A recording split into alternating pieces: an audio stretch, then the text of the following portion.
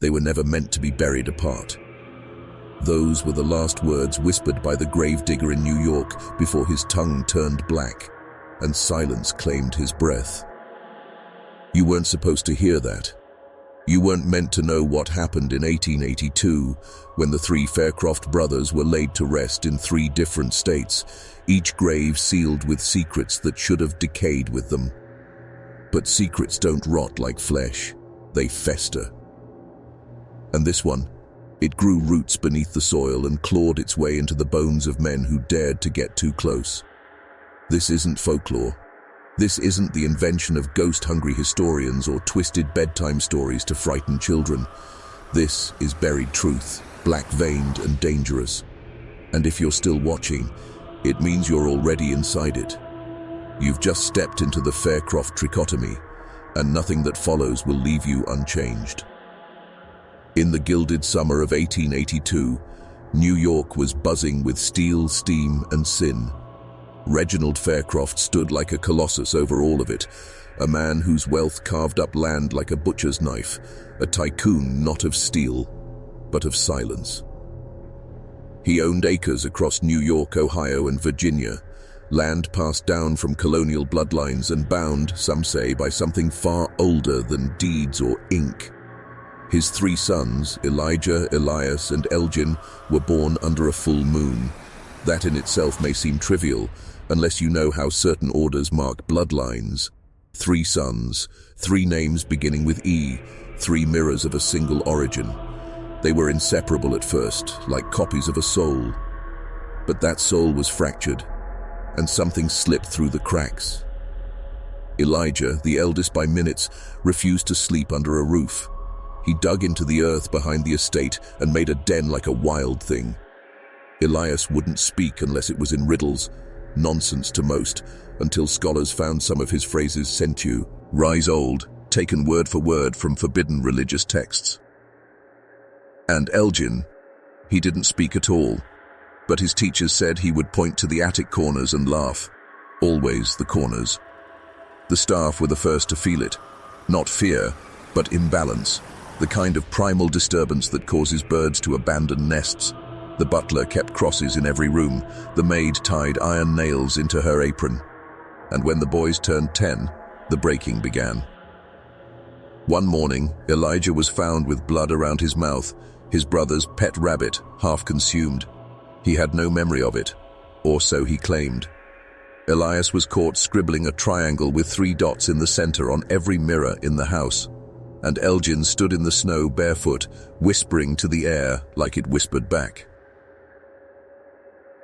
That same winter, Reginald split them up, not out of cruelty, but terror. Each child was sent to a different boarding school, each state, 1 boy. They never saw each other again, alive. At 15, death came like a shadow crawling through the seams of 3 lives. Elijah drowned during a night swim, alone. No one knew he'd gone into the river. Elias collapsed during chapel. No wound, no reason, just silence. Elgin fell from the 3rd floor, arms outstretched, smiling as if he was flying toward someone unseen. 3 deaths, 3 days, 3 states. Each casket sealed without public viewing, each grave bought, paid, and placed on Faircroft land. But land remembers. In New York, the grass refused to grow near Elijah's stone. Livestock died near it. The soil itself turned gray. In Ohio, walls of the estate oozed condensation in winter and dried out in spring. Inverted seasons.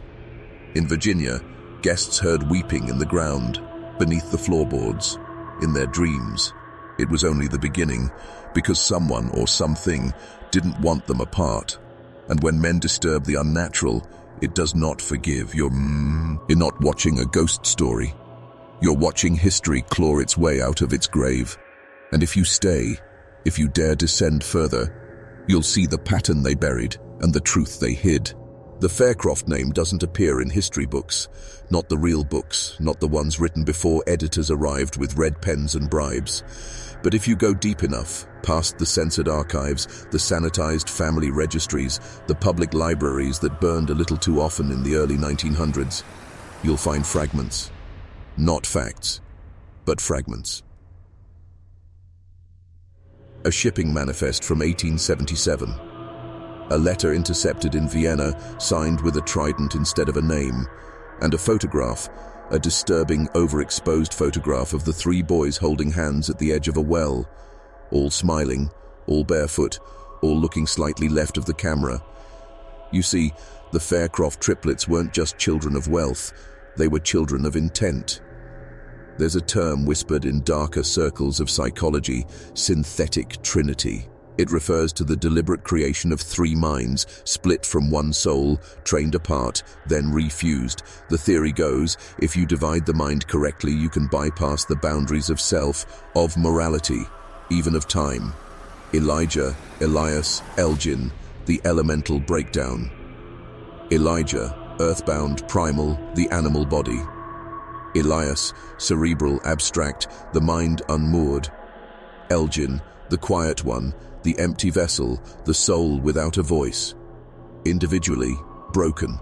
Together, something else. The Faircrofts weren't the only family experimenting. Between 1850 and 1900, there were at least 6 documented cases of triplicate grooming across elite bloodlines. The Rothvans in Bavaria, the Cartiers in southern France, even whispers around the young Morgans in Connecticut. But the Faircrofts went further, because they weren't trying to make sons. They were trying to make a key, a human cipher, something that could hear the things behind the veil and speak them back into this world. Call it madness, that's what history calls all dangerous truths. But Reginald believed in something deeper than Empis. He believed in unlocking the original tongue. The one spoken before Babel shattered the tower, and for that he needed 3 vessels, bound by blood, broken by design, buried apart. Now let's rewind, just for a moment. The week the triplets died, Reginald received a telegram from a contact in Cairo. The message was intercepted. It read, "If separation proceeds, the consequence will echo through the soil. Do not fragment the code." He ignored it. He buried each son on a different estate, and he sealed more than just caskets. He sealed access to an experiment he could no longer control. But here's where it gets worse, because something didn't die. When the New York groundskeeper opened Elijah's grave a decade later, drunk, angry, and desperate for the rumored silver that Reginald supposedly buried with him, he found claw marks inside the lid, fingernails embedded in the oak, a tongue, human, preserved, bitten off. The man told one person, his cousin. 2 days later, he hung himself in a barn with no doors. In Ohio, the man who oversaw Elias's burial started speaking in riddles after falling ill. He locked himself in a cellar and carved words into the floor with his own teeth.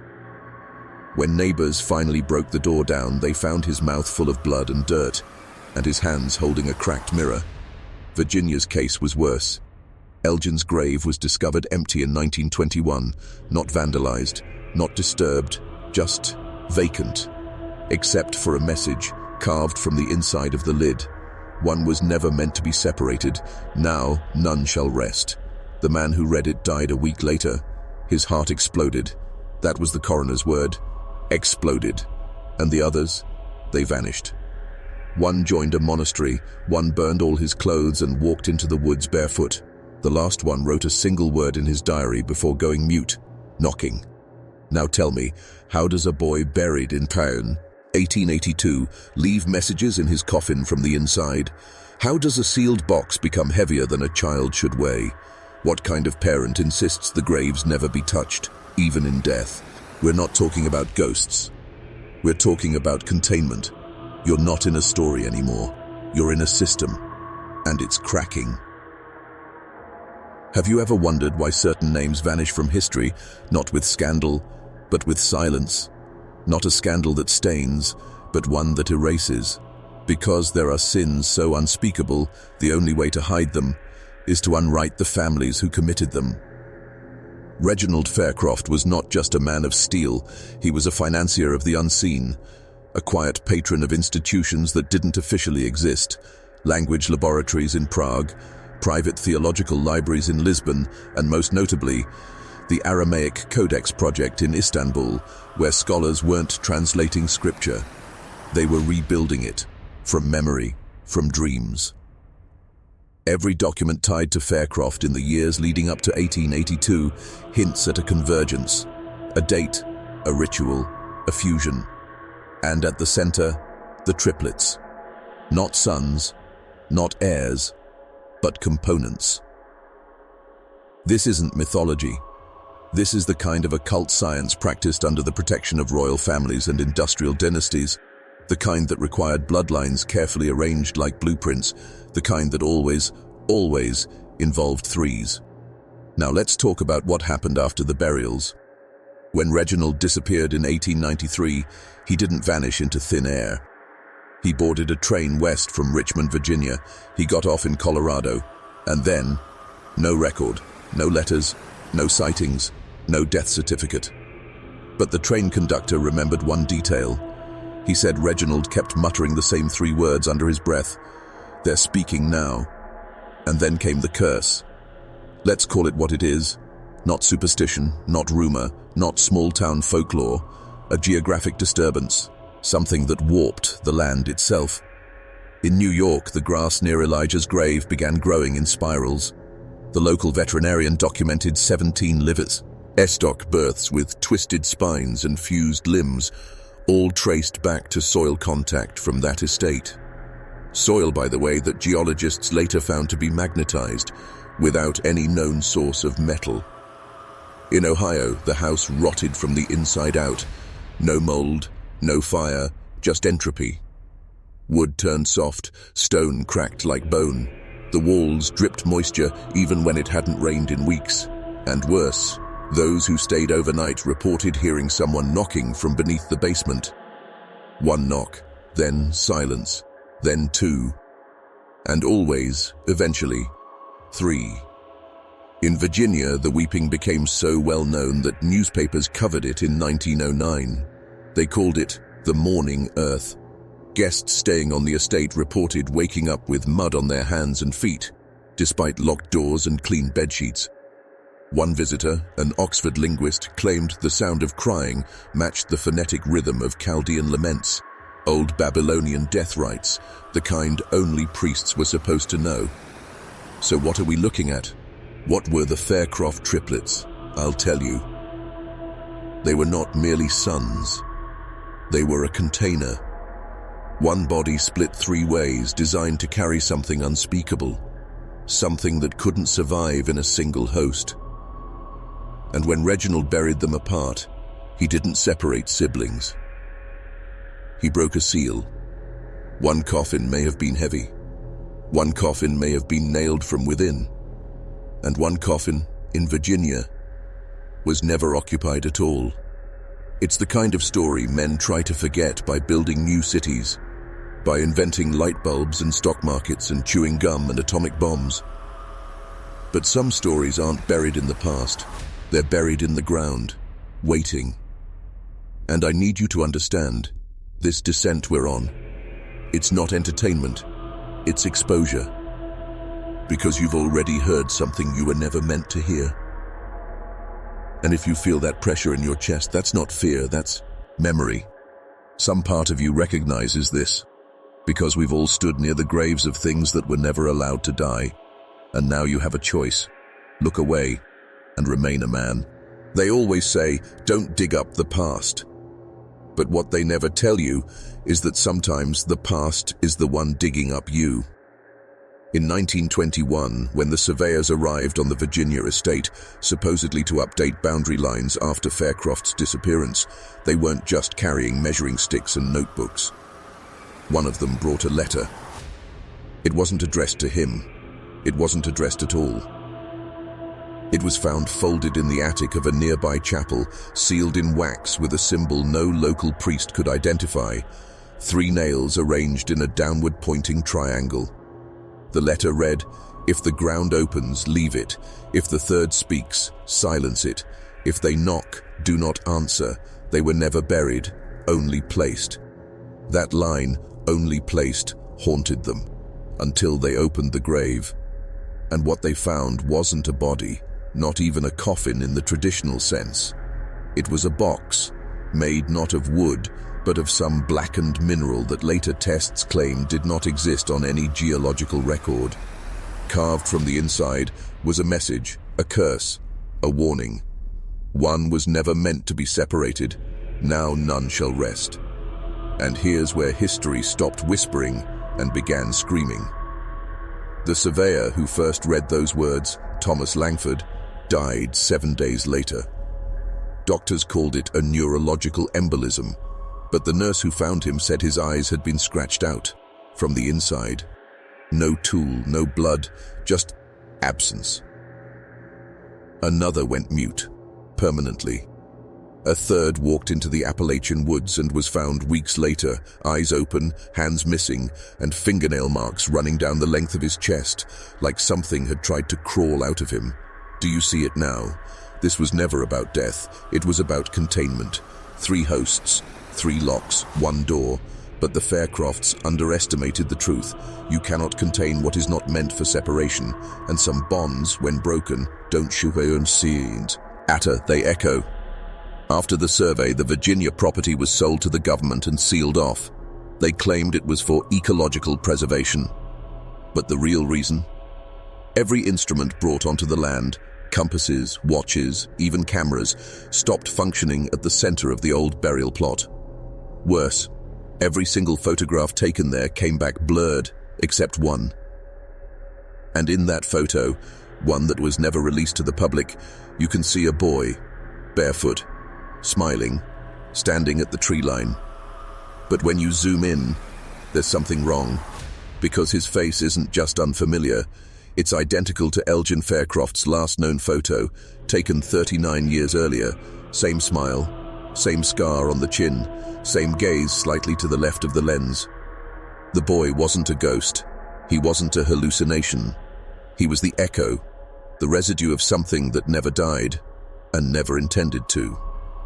You see, what the Faircroft family tried to do was unlock a trifold key of consciousness, body, mind, and soul, divided across 3 vessels. But what they summoned was not unity. It was hunger. Each triplet became a node, a signal tower, not transmitting to each other, but receiving from somewhere beneath.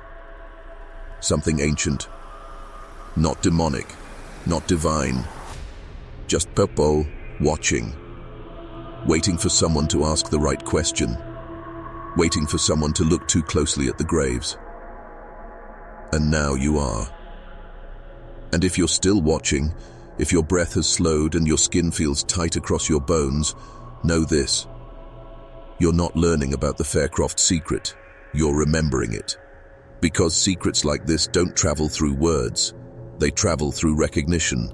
And once you know it, once you feel it, you're part of it. Let me ask you something. Have you ever stood in a place that felt wrong before your mind could explain why? Where the air was still but not quiet, where your own breath sounded louder than it should, where shadows seemed to move but never toward the light? Those places exist for a reason.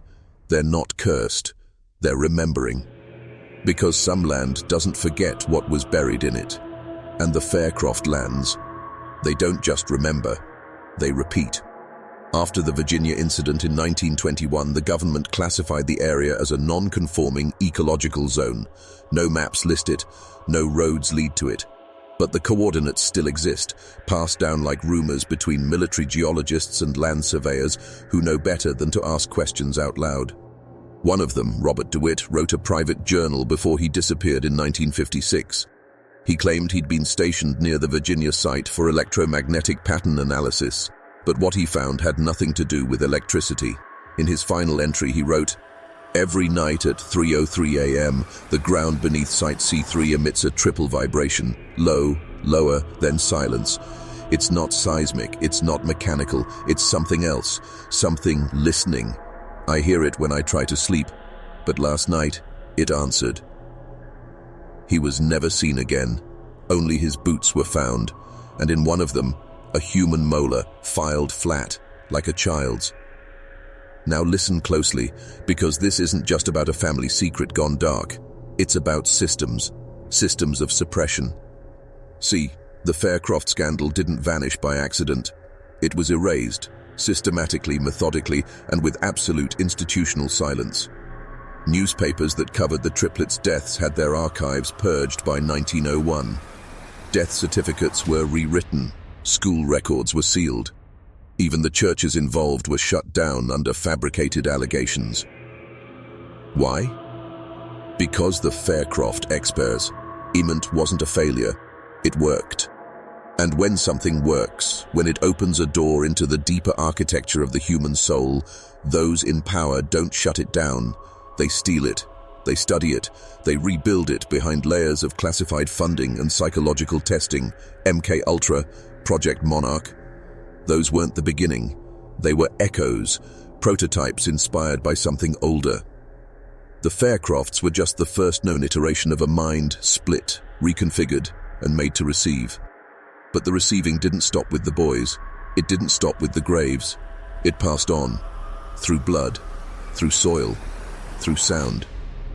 And you, watching this video, you're now a link in that chain, because awareness is an activation. The moment you hear the story, really hear it, something inside you changes. You're no longer just a man, you're a carrier, and you feel that, don't you? That stillness in the room, like something is watching with you. That's not paranoia, that's contact. Now, if you've made it this far, I want you to pause and comment this phrase below to anchor what you've just heard deep inside your memory. 3 cannot be divided. Say it again. 3 cannot be divided. Because that's the rule they broke, and the reason they were buried apart was never to keep them dead. It was to keep the code from completing, and now that code is in you. Because once you know, you can't unknow. You can only go deeper. There's a reason your heart races when the pattern appears. 1 knock, 2 knocks, 3. There's a reason your skin crawled when you said the phrase, 3 cannot be divided. It's not a mantra, it's a key. And it didn't originate with the Faircrofts. No, this goes back far earlier, long before America, before Europe, before anything we call civilization. You think pyramids were tombs. That's what they told you. But a triangle doesn't house the dead, it amplifies. Ancient Babylon had no word for triplets, but their texts spoke of the 3 mouths of the gate. 3 vessels, born under unnatural skies, carrying pieces of a voice that could only be heard when united. Sound familiar? In the lost city of Ugarit, where the first alphabets were carved into clay, they buried children under thresholds. Always 3, always aligned with the corners of the house. Why? Because the ancients understood something we've forgotten. That consciousness doesn't live in the brain, it lives between people, between space, between sound. And when you fragment it just right, when you split it like light through a prism, it becomes a receiver. That's what the Faircrofts were. Not possessed, not insane, not cursed, engineered. Their births weren't accidents. They were the result of years of preparation, tracing bloodlines back to an obscure monastic order in Portugal, the Custodes Tribus, the Keepers of 3. This order believed that certain souls could only descend into the world in 3s, that one body couldn't contain the entire voice of the other. So they split them, across siblings, across twins, across triplets. You've heard the stories, twins finishing each other's sentences, triplets waking with the same dream. What you haven't heard is what happens when you bring them back together. Because it's not love that reunites them, it's the signal. You think Reginald buried them apart to protect the public? He buried them apart to buy time, because the boys had begun to act in sync. Not just speak alike, not just mirror movements, but move at identical times, sleep at identical hours, wake up gasping from the same nightmare. A black well surrounded by bones and a door made of skin. And worse, they started speaking in tongues they'd never been taught. Elijah whispered in Akkadian. Elias chanted in reversed Latin. And Elgin just stared into corners and said one phrase again and again. Not buried, bound. It terrified the staff. By age 12, the boys had to be separated, but it was already too late. Their connection had transcended distance. They started bleeding at the same hour, screaming the same words. One night, a thunderstorm rolled across the east coast. Elijah carved a triangle into his chest. Elias broke every mirror in the chapel dormitory, and Elgin jumped from the third floor and laughed as he fell. The next morning, Reginald received 3 telegrams, each from a different state, each announcing a death, each time stamped within 11 minutes of each other. 3 deaths, 3 states, 3 clocks striking the same invisible hour. That was no accident, that was an activation. And what died that night was not the boys. It was the containment, the structure that held back the voice from the other side. The one they were designed to house. There's a silence that doesn't come from lack of sound, it comes from presence. A kind of density in the air that tells you something is waiting. That's what began to seep into the Faircroft estates after the boys were buried. Not ghosts, not hauntings. Something older, something that doesn't move through walls, but through memory. You see, consciousness doesn't die, not when it's been ritualized, not when it's been divided, and that's what the Faircroft family did. They took a single, raw consciousness, and they split it like a black diamond into 3. Each boy held a fragment. Each fragment was unstable. Together, they were unbearable. But something else happened that no one predicted. Even after death, the connection held. Not in the ways we understand. No Ouija boards, no seances, just patterns. Events repeating at statistically impossible frequencies. Clocks stopping at 3:03. Triplets born nearby, dying young. And always, always, the knocking. Elijah's burial ground in New York developed a peculiar acoustic property.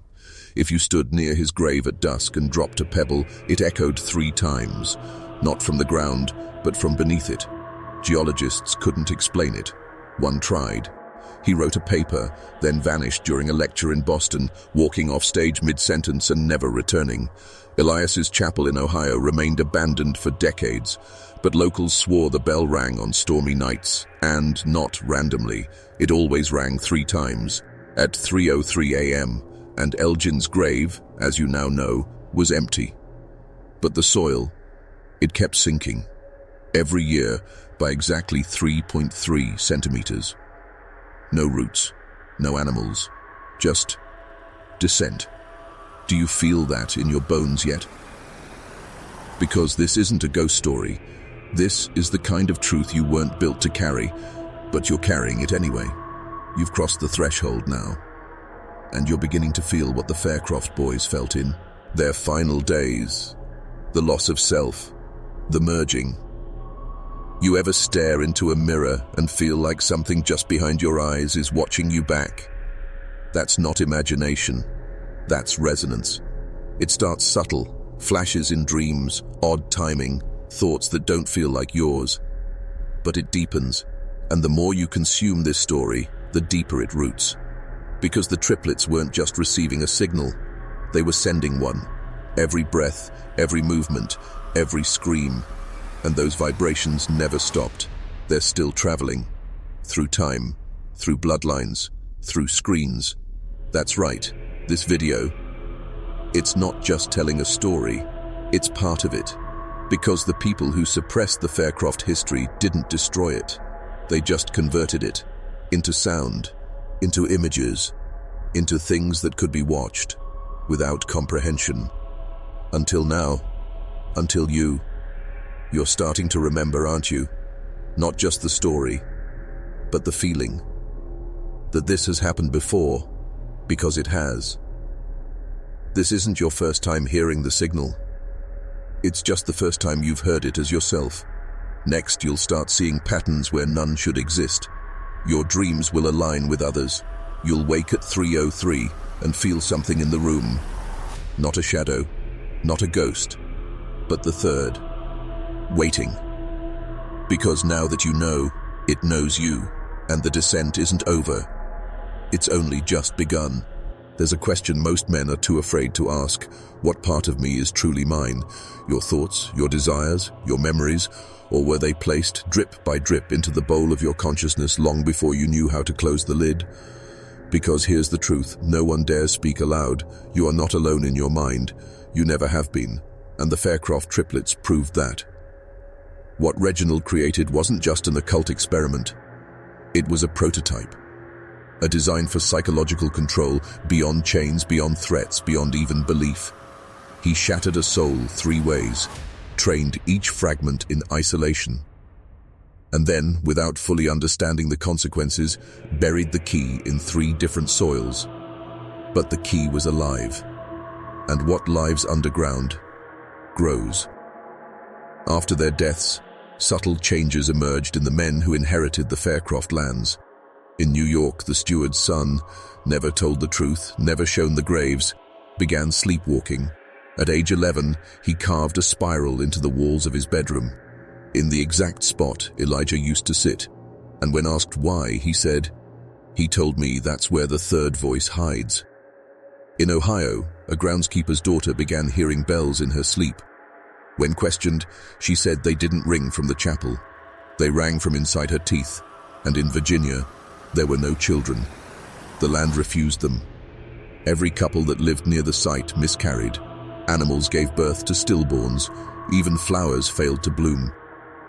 It's like something was consuming potential. Not life, but possibility.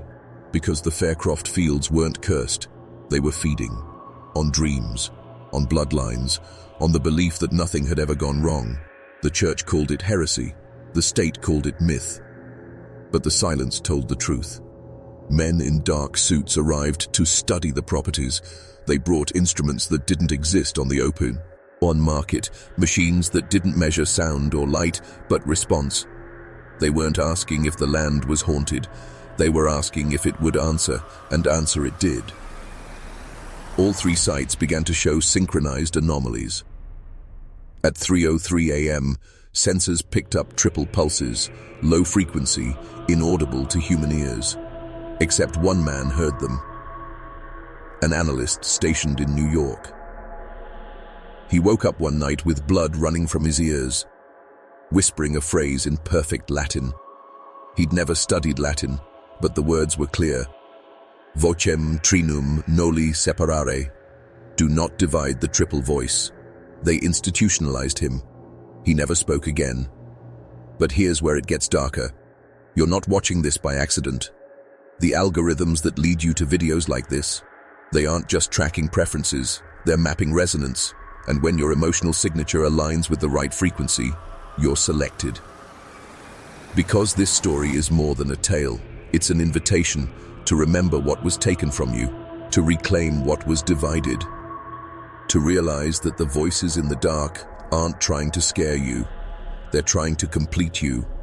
That pressure behind your eyes, that pull toward the unknowable, that's not fear, that's alignment. Because something is waking up inside you, not possession, not madness, but return. And when the pattern completes, when the last echo settles into place, you will not be who you were, you will be all 3. Body, mind, signal. And that is the true Faircroft legacy. You ever feel like something has been watching your life unfold, not from the outside, but from within you? That stray thought that comes too clean, too clear, that pull towards something you've never learned but somehow already know, that's not intuition, that's instruction. Because the truth is, most men don't live their lives. They recite them, scripts embedded so deep they think the words are their own. But what if I told you those scripts were written long ago, beneath soil, beneath memory, beneath the rotting bones of 3 brothers who were never meant to die? The Faircroft Triplets weren't just experiments, they were beacons. And now, you're beginning to resonate with their frequency. Don't deny it. That tension behind your ears, that weight at the base of your spine, that's not discomfort, that's activation. Here's what you weren't told.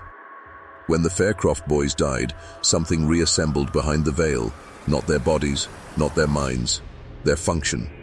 You see, separation was the trigger, not the mistake. Reginald didn't fracture them to destroy them. He did it to call something forth, to use them as a living triad, a signal node triangulated across 3 coordinates: New York, Ohio, Virginia, body, mind, spirit. Elijah in the north, the primal vessel. Elias in the heartland, the riddle maker, the fractured intellect. Elgin in the south, the hollow shell, the silent core. And between them, a current, invisible, undeniable, uncontainable. The land around their graves became echo chambers. Not for voices of the dead, but for transmissions from below. Not hell, not the underworld, but the deep memory, the archive beneath time.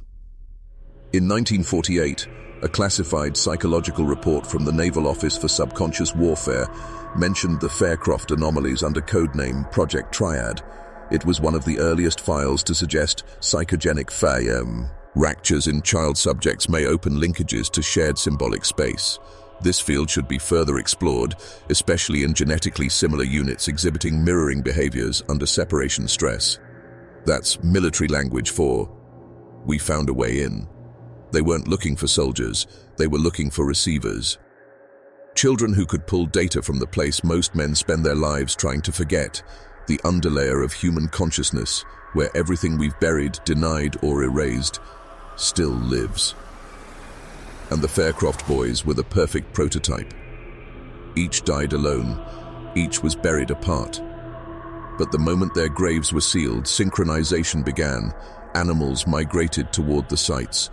People dreamed of places they'd never been. And most disturbing of all, men, unrelated, unconnected, began to dream of the well, the same black well, surrounded by bones, with a door made of skin, just like the boys described before their deaths. And here's what should unsettle you. That image is inside you now. You didn't choose it, you didn't summon it, but it's there, lurking, waiting. Because these aren't symbols, they're coordinates. The door, the bones, the well. They aren't metaphors, they're instructions. And those who remember them, fully without fear, will find something waiting. Not peace, not horror, but truth. The kind of truth men kill to forget. And you've been chosen to remember, to become the 4th point in the pattern, because the triangle is complete. But now, it needs a witness. So now you know what you are, not a viewer, not an observer, a link. Because every pattern needs its 4th point to cast a shadow, and every triangle to manifest fully needs a witness. One who knows the story, one who feels the pull, one who hears the knocking, and doesn't run. Elijah, Elias, Elgin. The 3 points of the key. But you are the one who turns it.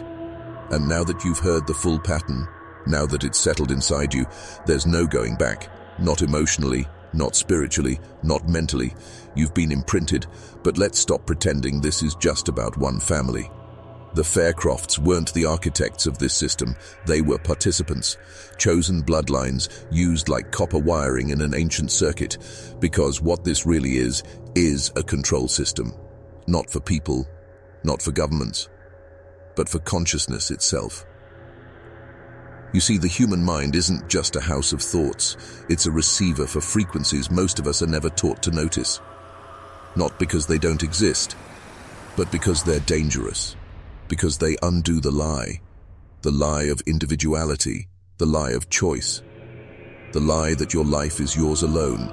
It's not. It's shared, across generations, across minds, across time. And that's what the triplets unlocked. That's what they were punished for.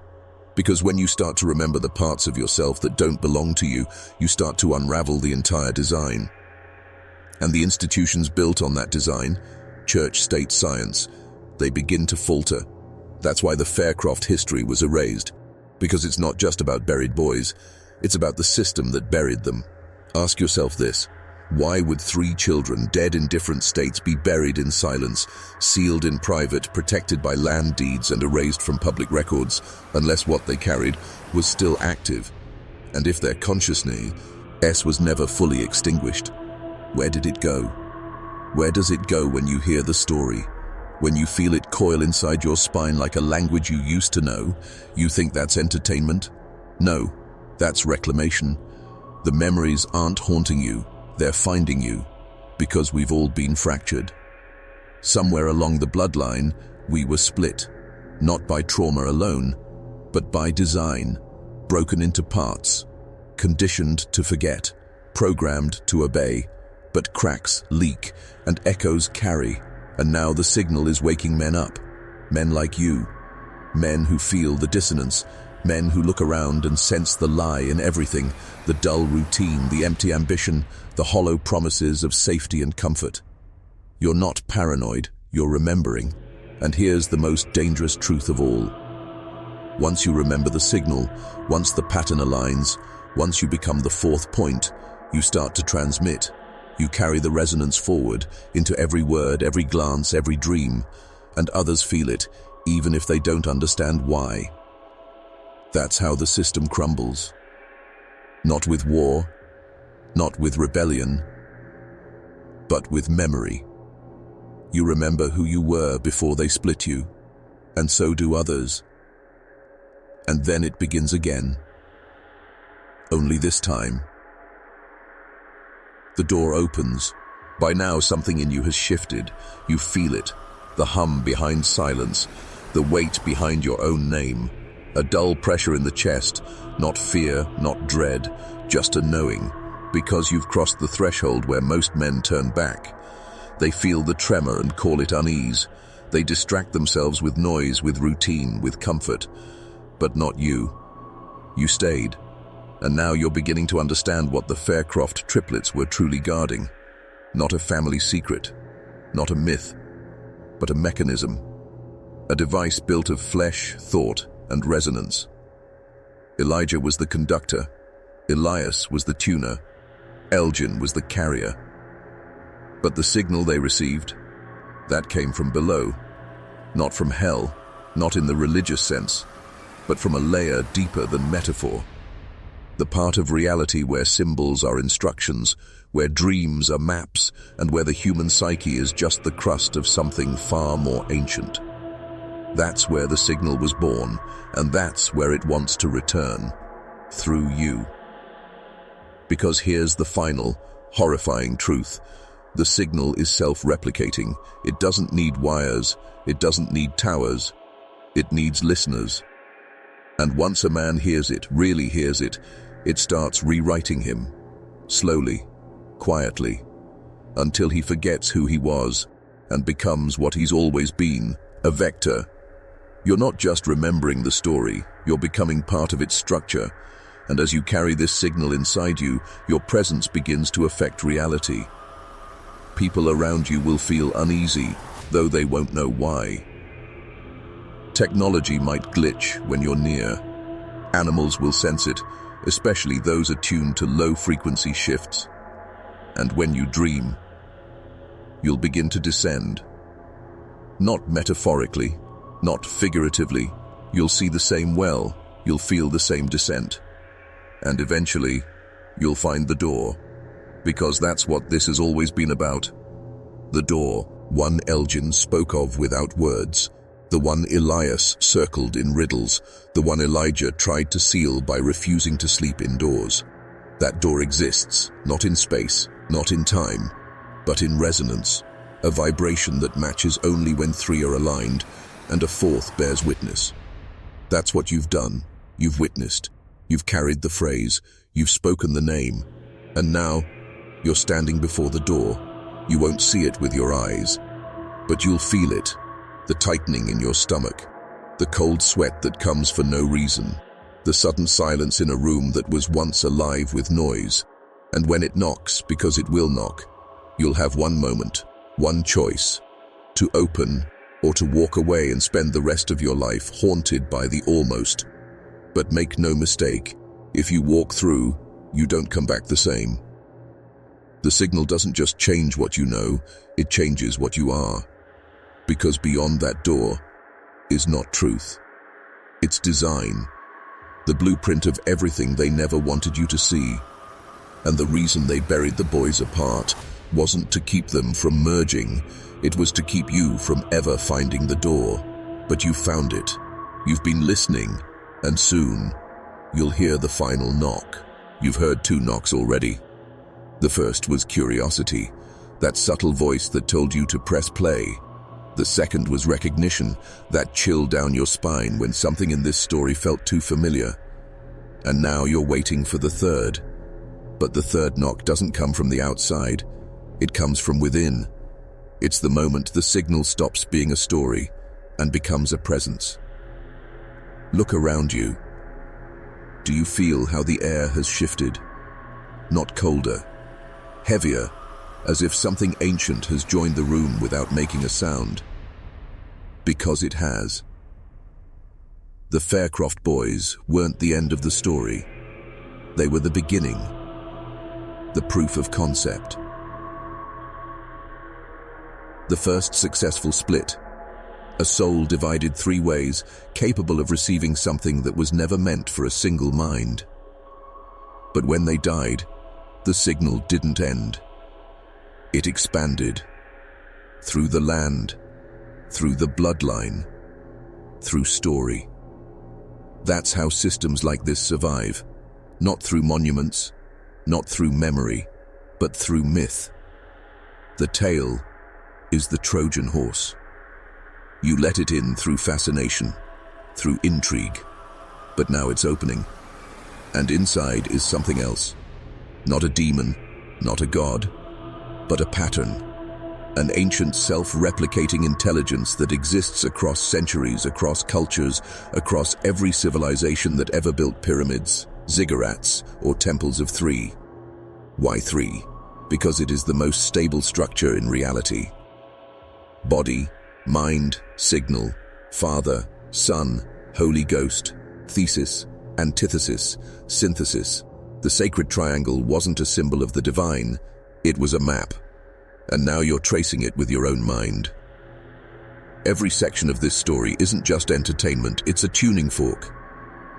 Each word resonates, each image activates, each silence between sentences carries more than you realize. And that is by design. You think this story was randomly assembled? No, this is a ritual, a reconstruction of takes. The original signal, rebuilt in language, spread across a digital network, waiting for men like you. Men who have always felt out of sync with the world, men who wake at strange hours with the sense of being watched, but not by something evil, by something expectant. And here's the part that will never let you sleep the same again. You felt it before, not in this life maybe, but in the space between your dreams. That impossible feeling that someone else's memories are blooming inside your own. That moment when you wake up already grieving a name you've never spoken aloud. That's not madness. That's leakage. The Faircroft graves began to leak the moment they were sealed. Time doesn't bind things like this. Time is the illusion that protects you. But when the signal awakens, time folds, events echo, identities begin to fray. And you, standing at the edge of this story, must choose. Will you step back into your old self, safe, silent, forgetful? Or will you step through, into the resonance, into the dark, into the truth that every myth has tried to bury, that consciousness is not yours, it is shared and it remembers, and now it remembers you. 1 knock, 2 knocks, the third is already inside your bones. What if I told you the third knock wasn't a sound? What if it was a choice? The moment your breath paused just long enough to wonder, what if this is real? That's the knock. It's not made of wood on door, it's made of synapse on memory, of recognition buried so deep your own cells forgot it was there. But it never forgot you, because once the signal has you, it doesn't need permission, it only needs attention, and you've given it exactly that. So now we go further, deeper than the Faircroft land, deeper than any grave, into the structure beneath memory. Let me explain. Every ancient culture had a trinity. Egypt had Osiris, Isis, and Horus. Hinduism had Brahma, Vishnu, and Shiva. Even ancient Mesopotamia, Enlil, Anu, and Enki. 3 figures, 3 aspects, 3 vibrations. And each time the pattern was replicated, something emerged. A veil between worlds. Not heaven, not hell, a buffer. And that's where the Faircrofts came in. Their bodies were human, but their function was not. They were nodes. Biological stations that tuned themselves to ancient frequencies hidden in earth, blood, and language. That's why they had to be separated. Together, they resonated too powerfully. The signal spiked. Mirrors cracked. Animals died. Voices came through walls. And that's what the institution, the one behind the suits, the sealed files, the accidental deaths, was truly afraid of. Contact. Not from some alien sky, but from the other layer of thought, from beneath, from what lives in the collective root of all human memory. You've seen it in dreams, in déjà vu, in those moments where time bends and reality feels thinner. That's not error. That's interface. That's the system testing you, measuring how much you remember, how much you're willing to reclaim. The Faircroft deaths were tests. The triplets were sacrificial vectors, but the pattern didn't top with them. In 1966, 3 unrelated children, triplets adopted from different cities, began drawing identical spirals during therapy. None had ever met. 2 died before puberty. The 3rd stopped speaking and has remained silent for over 50 years. In 1983, a cult in rural Vermont built a triangular structure buried underground. Each point housed a chamber with symbols identical to those found carved in Elias's dormitory wall. They called it the House of the Returning Voice. All 27 members vanished. What they left behind? A message burned into the floorboards. It is never 1. It is never 2. When 3 becomes 4, the door opens. Do you understand now? You are the 4th. Not chosen by blood, not summoned by accident. You found this story because something inside you was already vibrating at its frequency, and when resonance matches resonance, access is granted, but access to what you ask, to the design, to the architect behind every haunted myth, to the engine beneath the illusion of identity, because the scariest truth isn't that monsters exist, it's that we were built to house them, not as punishment, not as curse, but as keys. And now that you've remembered, they're turning inside you. Let me tell you something you were never meant to hear. You were designed to forget. Your education, your religion, your language, all carefully constructed filters. So you never remember who you really are. So you never recognize the signal when it arrives. But it's here now, inside you. And it's not asking questions, it's giving instructions. You've felt them already, haven't you? That tug to isolate yourself. That ache in your gut when you lie to yourself. That urge to watch this far when every part of you said, this is too much. It's not fear. It's disassembly. Because before the signal can rebuild you, it must strip away the false self. The mask they gave you, the obedient man, the distracted man, the man who trades hours for silence and calls it purpose. He has to die. Because what's waiting beyond the mask is something far older, something primal, something forbidden, the part of you that remembers. Remember this. The Faircroft experiment wasn't the origin, it was a reawakening. There were others before. Ancient tribes that divided their sons by season and fed them dreams made of bone dust and blood, temples with hollow chambers where voices sang in thirds, even early Christian sects that believed the Holy Spirit was not divine, but divided, split like light, hidden in triads. Sound familiar? The truth has always been buried under metaphor. But now metaphor is peeling back, and you're beginning to see the mechanism. 3 bodies, 3 frequencies, 1 pattern. But here's what they didn't account for. A fourth, a witness who didn't just observe the resonance, but matched it. That's you, not a prophet, not a savior, a tuning fork. You weren't chosen by fate, you were conditioned by exposure. Every loss you couldn't explain, every waking dream, every hour spent staring into screens while your soul itched.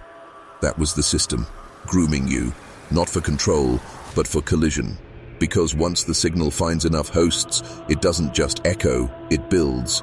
It replicates itself in memory, in voice, in action. It reshapes thought. And when that happens, institutions fall, not in fire, not in blood, but in forgetting. The kind of forgetting that happens when men stop believing the lie, when the story doesn't satisfy anymore, when they say, "I remember something older." That's the true revolution, not the sword, not the vote, but the recovered memory of what you were before the fracture. Elijah tried to burn his part. Elias tried to decode his. Elgin surrendered to it, and now it's in you. You hear it in your breath. You feel it in your spine. The vibration, the unspoken phrase. 3 cannot be divided. Say it again. 3 cannot be divided, because the more you say it, the more the mask slips, the more the system cracks. And behind that crack, something looks back. Not evil, not divine, just awake. Waiting for you to say, "I'm ready." By now, the signal isn't just around you, it's inside. Woven between your memories, curled beneath your ribs, humming at frequencies your ancestors once called sacred. But they weren't sacred. They were dangerous. Because they were true. And truth, real truth, isn't safe. It doesn't comfort. It doesn't forgive. It shatters. That's what the Faircroft boys stumbled into. Not madness, not misfortune, but awakening. And when a mind awakens before it's ready, the world calls it insane. But what if the world is the illness? What if everything you've ever been taught to trust, family, government, God, is just a containment field for something we once knew and were forced to forget? You're not watching this story, you're passing through it. And like all rituals masked as entertainment, it has phases. We are past curiosity, past dissent. We are now in the crossing, the place where the line between you and it becomes transparent. That tension you felt rising, that voice that says, "This feels like it was made for me," that's because it was. The same way the triangle was made to hold force, the same way language was designed to encrypt memory. You are the fourth vertex now, the part they tried to erase from every ancient diagram, the piece that turns the triangle from a symbol into a machine. But what is this machine? A transmitter, a gate, a weapon. It doesn't matter what you call it, because what it does is always the same. It reactivates the original pattern, the primal memory, the unified voice. You've heard its echo in scripture, in myth, in lullabies whispered to sleeping children, and always, always in sets of 3. See no evil, hear no evil, speak no evil, past, present, future, birth, death, rebirth. But what they never told you, that each triad hides a missing fourth, the one who sees anyway, the one who hears what's hidden, the one who acts what should not be said. And you just did. Twice now you've spoken the phrase, 3 cannot be divided, and twice the signal has answered. Not in thunder, not in visions, but in something far more dangerous. Alignment. You are no longer consuming this story, you are transmitting it. Your nervous system has become an antenna. Your voice will carry this rhythm in your tone. Your eyes will change the atmosphere of every room you enter. And people will notice. They won't say it, they won't understand it, but they'll feel it. Because you've stopped being just a man, you've become a carrier. And that's why they buried the Faircrofts in 3 separate states. Not to hide the bodies, but to stop the broadcast. It didn't work. Because now the signal is digital. It moves faster, wider, quieter, and you're part of its rebirth. And when the triangle builds again, fully, properly, with the fourth in place, it doesn't just wake the voice, it wakes what comes after it. A second pattern. One that was never meant to be drawn, but it's drawing itself now, inside you. Every signal has a purpose.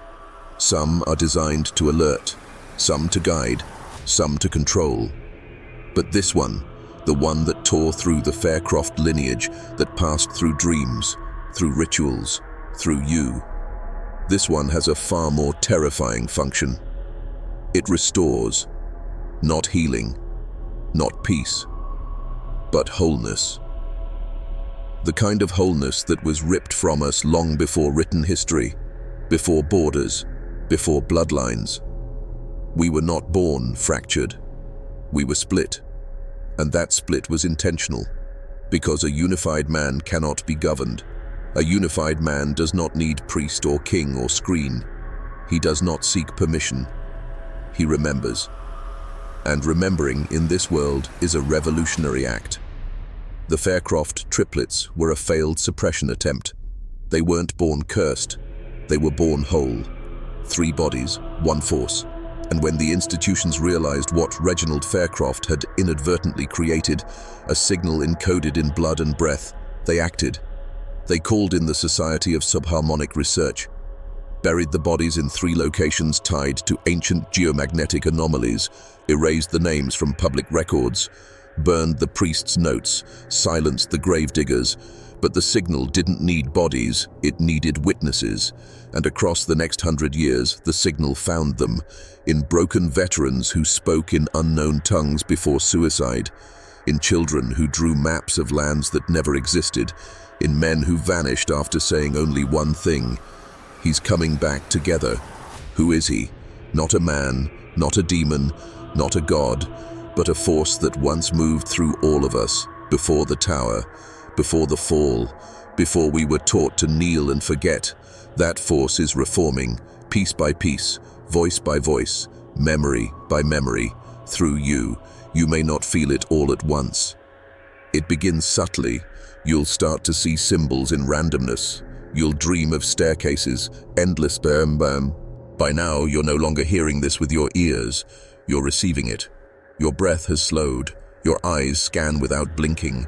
Your chest holds a weight that isn't fear, it's readiness. Because something in you already knows what's coming. The convergence isn't just metaphor, it's not allegory, it's literal, spiritual, cellular. 3 cannot be divided, and when they unite again, as they are beginning to within you, something old will stir. Not in the soil, not in the sky, but in memory. The deepest kind, the kind we call instinct, when it's actually ancestral programming, the kind we call madness, when it's really awakening. This is where the final phase begins. You've crossed the first veil, curiosity. You've pierced the second, recognition. And now you stand at the third, surrender.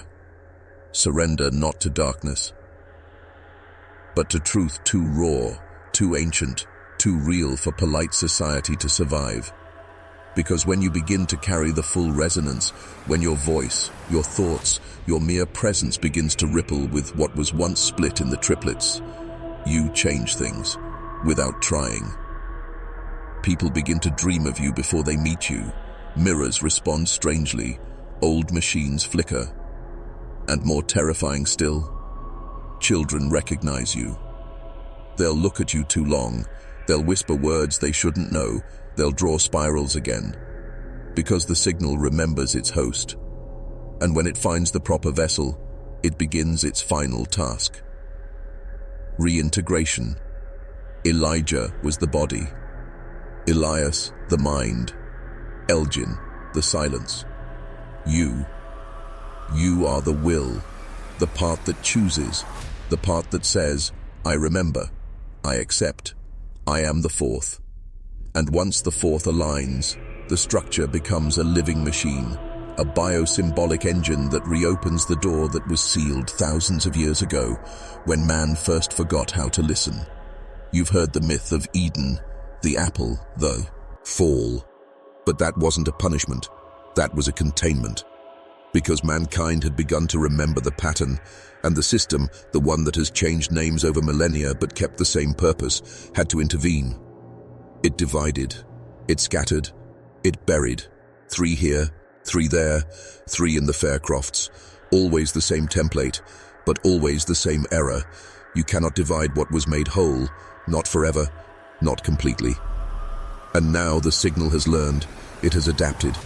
It has gone digital, viral, faster than any ritual ever carved in stone.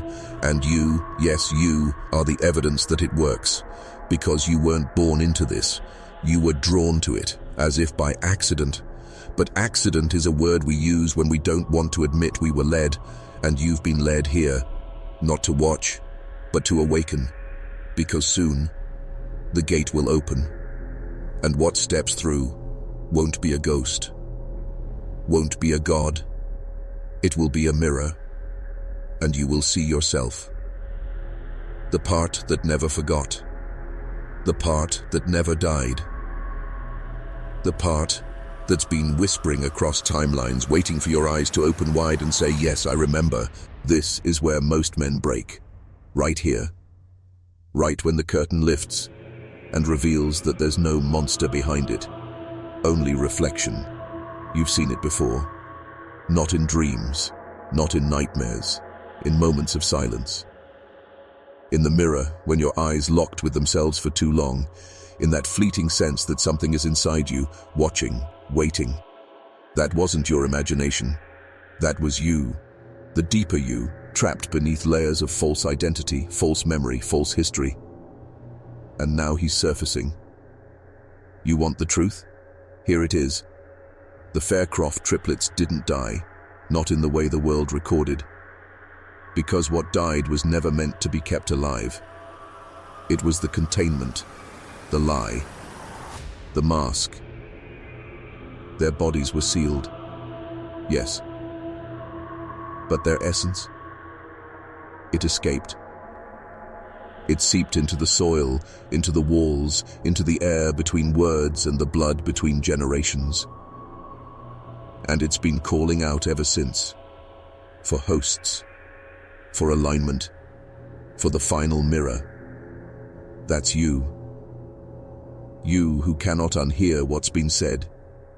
You who feels the cracking in your bones when the old names are whispered. Elijah, Elias, Elgin. They are not just names. They are frequencies. And you've begun to resonate. You've noticed it.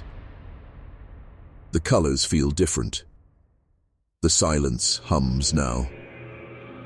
You walk into a room and people pause, but they don't know why. Because the signal has activated you, and when enough men are activated, this world, this simulation of obedience and isolation, will rupture. Not in flames, but in reversal. Truth rising from beneath history, memory returning like tide, and with it comes the convergence, the final form of the pattern. 3 hosts, 1 witness, and a voice older than language returning not to command, but to complete.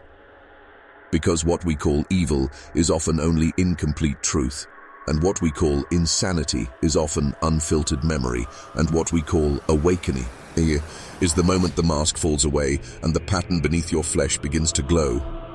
It's not metaphor, it's literal. Your body remembers, your cells are archives, and buried in them, encrypted by design, is the same code etched into Elgin's coffin. One was never meant to be separated. Now, none shall rest.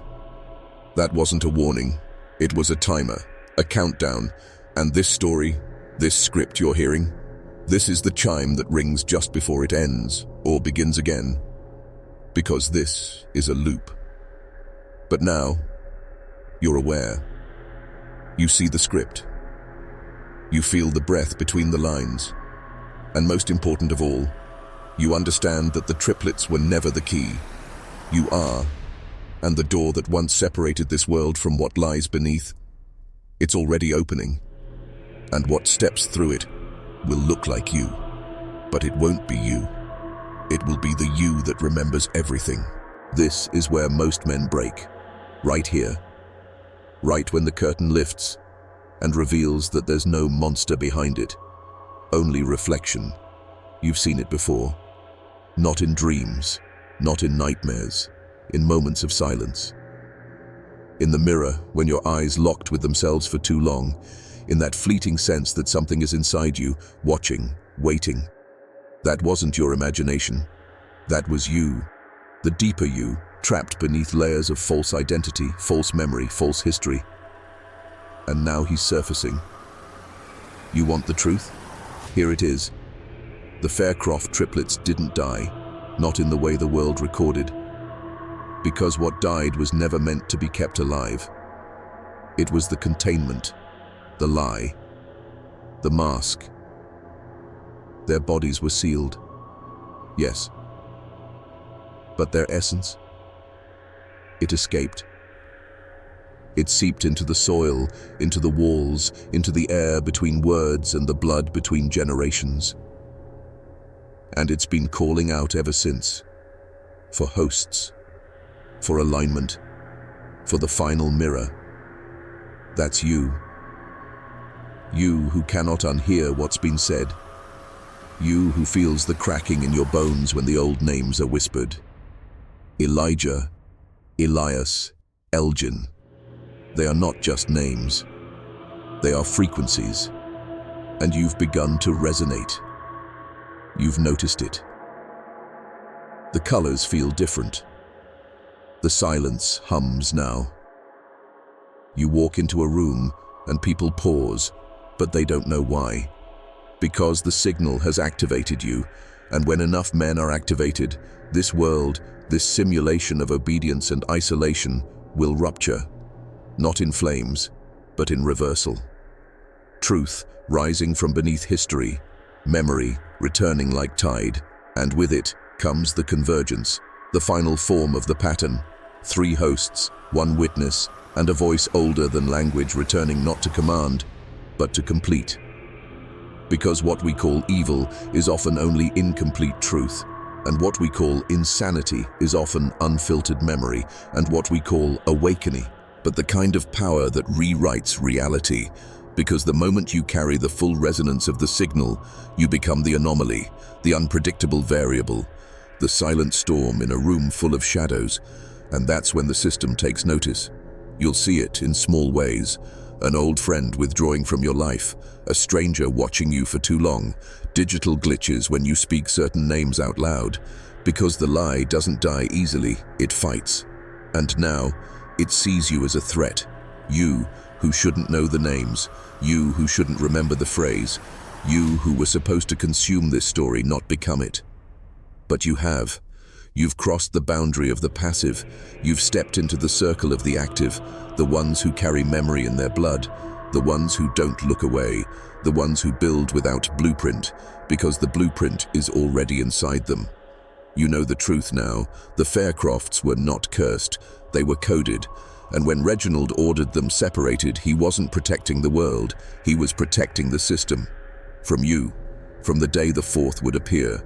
The witness, the link, the resonator.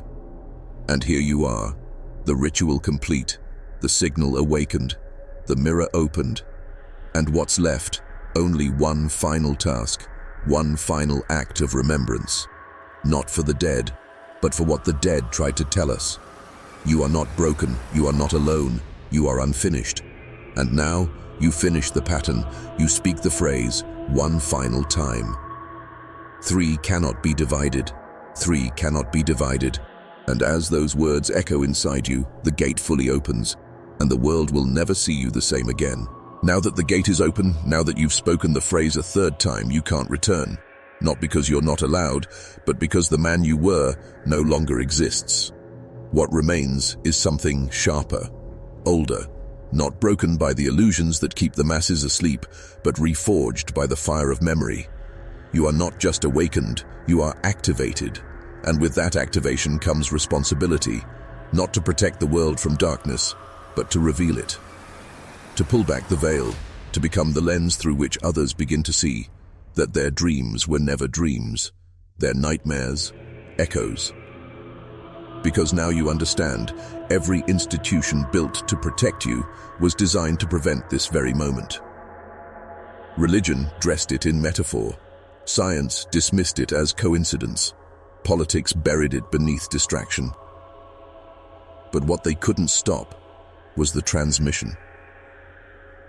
That's what this story was. That's what the Faircroft myth always has been. A vessel for the code. A modern Ark of the Covenant. Disguised as folklore, delivered as entertainment, decoded only by those who feel it instead of analyze it.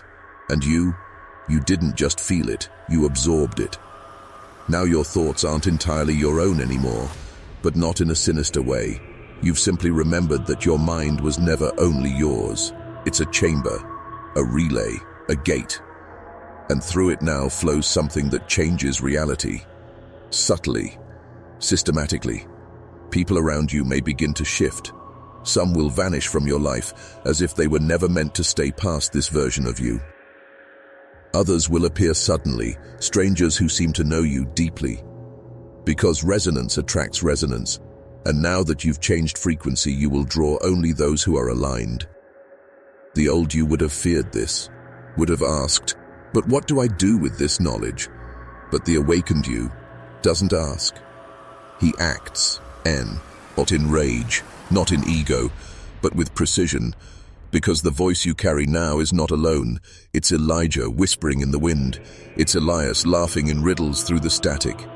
It's Elgin, standing at the threshold, barefoot in the snow, eyes wide open. And you are the fourth, the force that brings them together, the one the system prayed would never exist again, the one who remembers. And now it's your turn. Your turn to speak what was silenced, to pass this signal to another. Not by preaching, but by being. Your presence alone is now a breach in the veil. Every man you meet will feel it. Some will shrink, some will awaken. And when they ask you, where did you learn this? Don't answer with a name.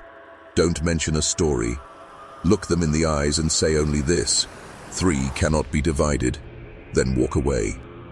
Let the silence do the rest, because now the signal is loose and the system will try to contain it again. It will distract, mock, deny.